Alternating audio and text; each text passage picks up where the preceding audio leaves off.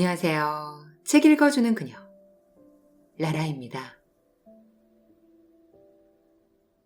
제가 오늘 소개해드릴 책은 나는 액체 괴물이다입니다. 이 책은 2025년 1월에 출간되어 현재 에세이 부문 신간이자 베스트셀러 책이에요. 출판사는 설탕의자, 저자는 오준수님입니다. 이 책은 마음을 위로받고 성숙해지는 행복, 인생 철학을 담고 있는 책이에요. 나는 내 인생 최고의 친구이자 경쟁자. 책장을 덮고 내 몸에 맞춰 자리 잡은 액체 괴물과 마주합니다. 오늘은 이 친구를 꼭 안아줘야겠습니다. 이 책은 고통스러운 시간을 보내며 흡사 괴물처럼 보였던 자신과 마주했던 이야기를 에세이 형식으로 기록하여 전해주고 있습니다. 이 책은 고민스러웠던 나는 부분과 고통과 좌절의 액체 괴물, 그리고 성숙의 이다 부분으로 만들어져 있습니다. 그리고 각 페이지마다 그려진 작은 얼굴들은 그 이야기의 감정들인데 이 감정들이 마치 반복처럼 이어져 우리 삶의 모습처럼 쳇바퀴 돈다고 설명하고 있습니다. 저자는 대단한 무언가를 얻으려 하기보다 뻗으면 닿을 수 있는 소중한 사람들과의 그 행복을 얻기 위해 더 치열해야 한다고 말해줍니다. 저자 자신의 이야기를 통해서 그 가치가 이 시대의 성공과는 역행한다 해도 꼭 되찾아야 하는 가치라고 이야기하고 있습니다. 저는 이 책을 보면서 저자의 고통 속에서 깨달은 인생에 대한 따뜻한 시선을 느낄 수 있었어요. 현실이 버겁고 지친 사람들에게 따스한 손을 내밀어주는 친구 같은 위로를 주는 인생 책이에요. 그럼 저와 함께 괴물 같은 일상을 살고 있는 독자들에게 보내는 위로와 격려의 메시지를 만나시러 책 속으로 들어가 보실게요. 나를 비추는 거울을 만났다. 이 책을 펼친 당신에게. 이 책은 고민스러웠던 나는 원망과 고통의 액체 괴물, 그리고 선물같이 찾아온 성숙의 이다 부분으로 나누었다. 우리는 넘어지고 일어서는 이 끝없는 반복 속에 괴로워했고 이 책의 흐름 또한 그렇게 기록되었다. 하지만 우리는 알고 있다. 계속되는 반복 속에 분명히 성숙되고 있다는 걸. 세상의 모든 액체 괴물들에게 전하는 응원과 격려의 메시지. 나는 액체 괴물이다. 이 책은 당신의 괴물 같은 일상을 응원한다. 당신의 아름다운 눈물을 응원한다. 어머니의 마주. 학교 끝나고 배고픈데 비까지 오며 어깨가 축 늘어졌다. 비 맞으며 대충 가려는데 건널목 넘어 엄마가 서 계신다. 우산 들고 피시 웃으신다. 까까머리 중이는 뭐가 그렇게 쑥스러웠던지 집에 오는 내내 괜찮다며 투덜거렸다. 어른이 된 지금 삶은 더 무거운데 건널목 넘어 어머니는 보이지 않는다. 참 따뜻했던 그 향수를 찾아 이끌리듯 들어간 책방. 그곳에서 책 한 권을 집어들었다.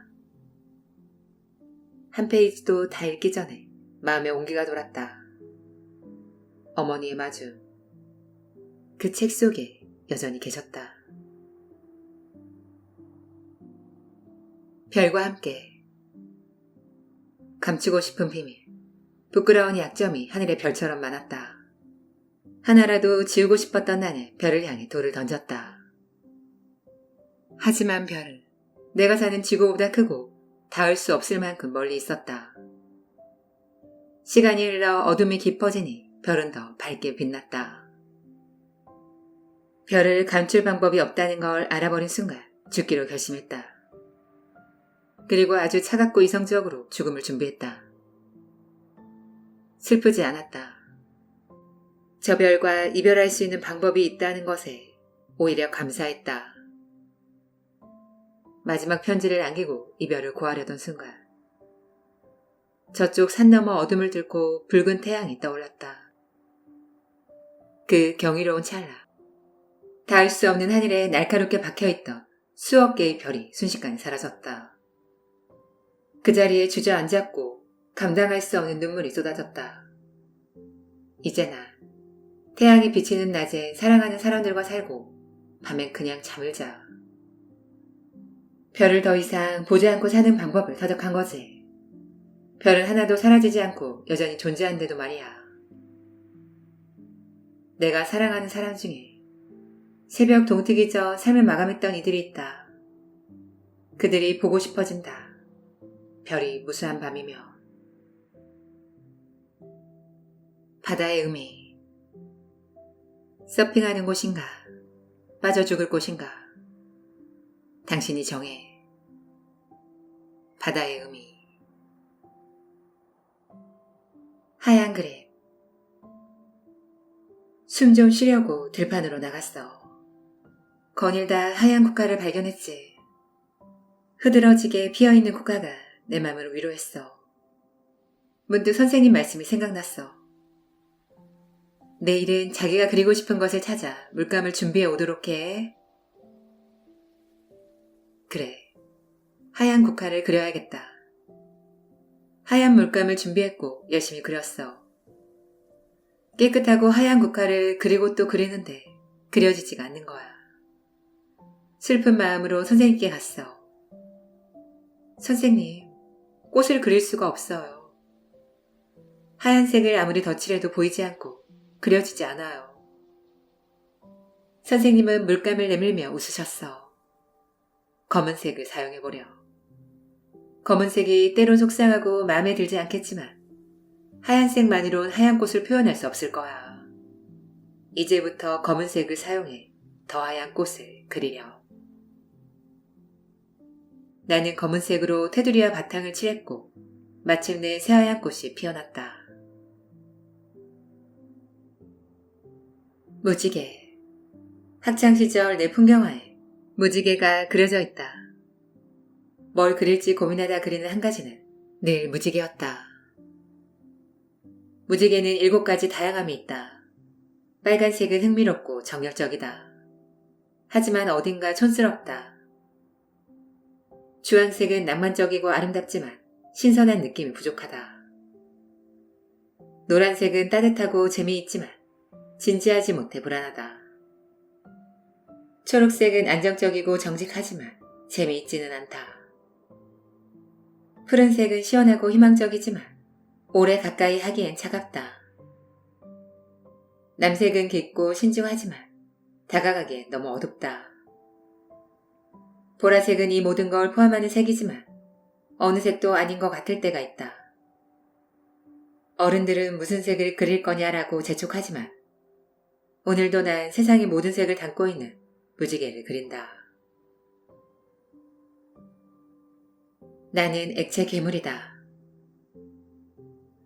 뾰족한 그릇 속에 들어가면 뾰족한 모양으로, 또 둥근 그릇 속에 들어가면 둥근 모양으로 능숙하게 바뀐다. 나는 모양을 잃어버린 지 오래돼 진짜 내 모습이 기억나지 않는다. 어느 때부터인지 액체처럼 변했고 그 상태가 오래되니 괴물이 되었다. 그렇게 나는 액체 괴물이 되었다. 차가운 바람이 불어 내 몸이 딱딱하게 얼어버리면 그들은 나를 멀리했다. 자신들 그릇에는 맞지 않는다며 등을 돌렸다. 뜨거운 바람이 불어 내 몸이 구름 속으로 자유롭게 날아가기 시작했더니 사람들은 내가 보이지 않는다며 잊어버렸다. 여기 있다고 손짓해도 난 투명 인간이었다. 그래서 나는 대부분의 시간을 액체 괴물로 살아낸다. 집에 돌아와 나의 소파에 앉으며 액체 괴물 눈에서 또 다른 액체가 흘러내린다. 온통 액체뿐인 나는 액체 괴물이다. 언손. 엄마의 언손이 차가운 내 발을 감싸쥐었다. 엄마의 손과 내 발, 그리고 우리의 심장이 따뜻해졌다. 화장실이 밖에 있었던 허름한 우리 집은 겨울이면 집 안에 있어도 코끝이 시리고 입김이 보였다. 보일러 선이 들어간 곳을 찾아 이불을 덮어보지만 가끔 빠져나오는 발은 얼음처럼 차가웠다. 엄마는 설거지하고 차가워진 손으로 내 발을 주물러 주시곤 했는데 나는 간지럽다며 이불 속으로 발을 숨겼었다. 발을 만져주시는 그 순간 나는 참 안전했고 어느 틈에 잠속으로 빠져들었다. 값어치. 한적한 지하통로 구석진고. 조그만 좌판을 펴놓은 한 노인이 꾸벅꾸벅 졸고 계신다. 어떤 물건인지 궁금해 가까이 가봤다. 자세히 보니 희한했다. 쓰다 남은 것 같은 물건들과 그 가격. 지저분한 머리빗 300원, 찌그러진 냄비 400원, 반쯤 쓴 라이터 100원. 그 옆으로 유통기한이 한참은 지났을 것 같은 사탕 몇 개. 하나하나에 붙어있는 가격과 이름들. 첫 번째 사탕, 인정 1억. 두 번째 사탕, 사랑 5억. 세 번째 사탕, 자유 10억. 네 번째 사탕, 행복 50억. 기발에 웃음이나 울었다. 이거 50억 진짜 파는 거예요? 노인은 귀찮다는 듯 말했다. 내가 할 일이 없어서 뭐 여기서 이러고 있는 줄 알아. 안 살 거면 만지지 말고 저리 가. 자네가 안 사도 이거 없어서 못 파는 물건이야. 물건 볼 줄 모르는 놈들이 꼭 비싸다 어쩌다. 값어치도 모르는 것들. 저리 가. 안 살 거면 저리 가. 하도 역정을 내셔서 발걸음을 돌렸고 이후 그 노인을 더 이상 만날 수 없었다. 하지만 그때 그 잡한 물건들과 가격이 기억 속에서 지워지지 않는다.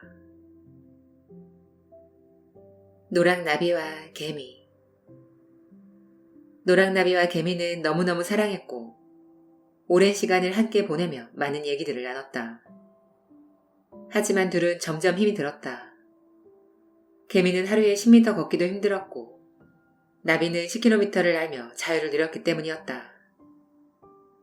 처음엔 서로 다른 환경이 흥미로웠지만 시간이 지날수록 개미의 자격지심과 나비의 답답함은 커져갔다.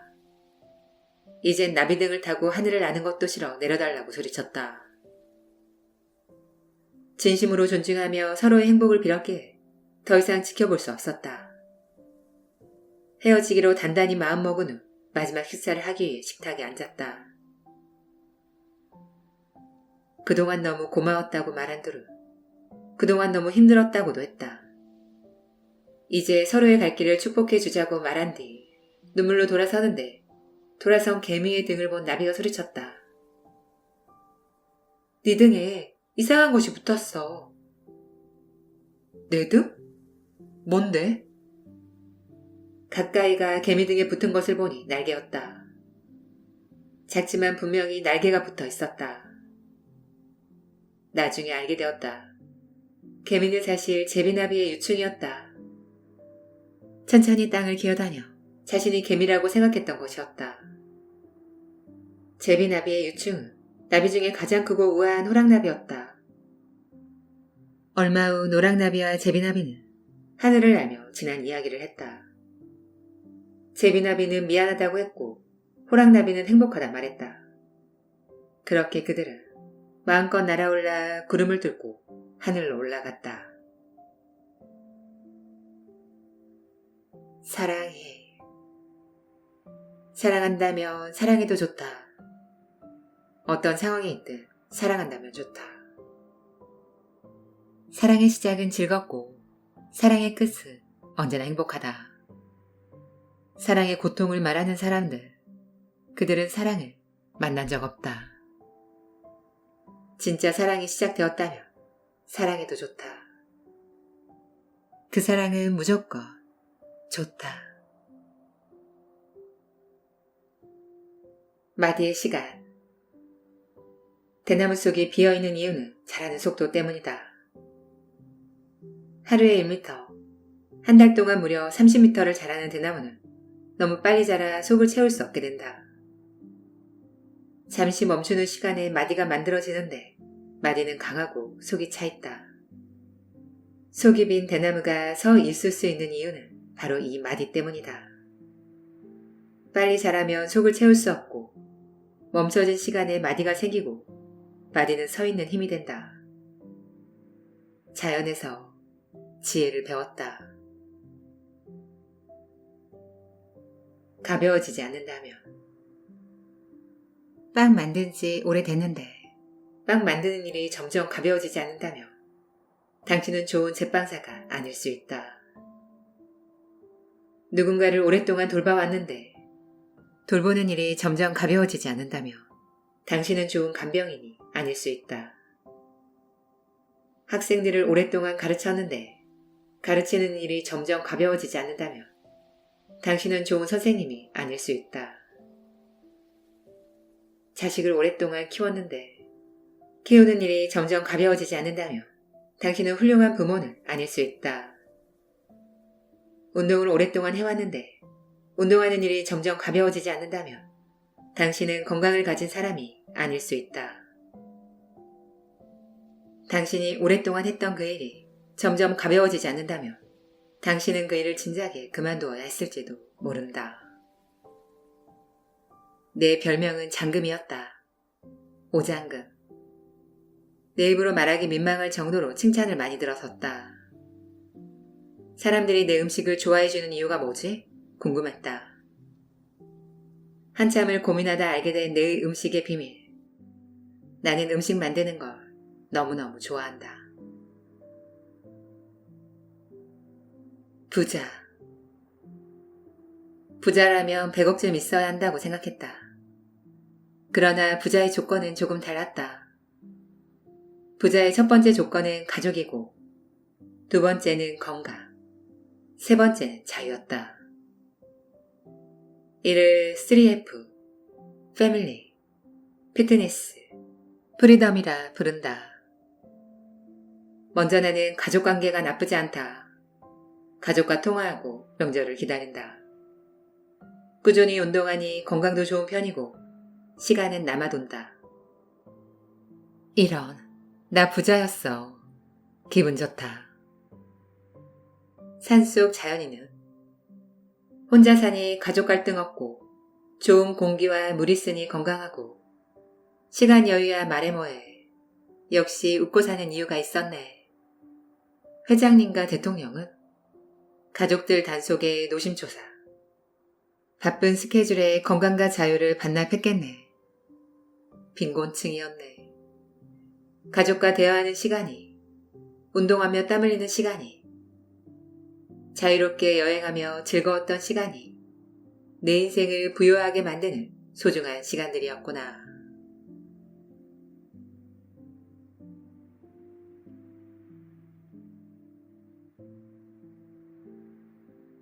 지금까지 책 읽어주는 그녀, 나라였습니다. 오늘도 끝까지 들어주셔서 감사드려요.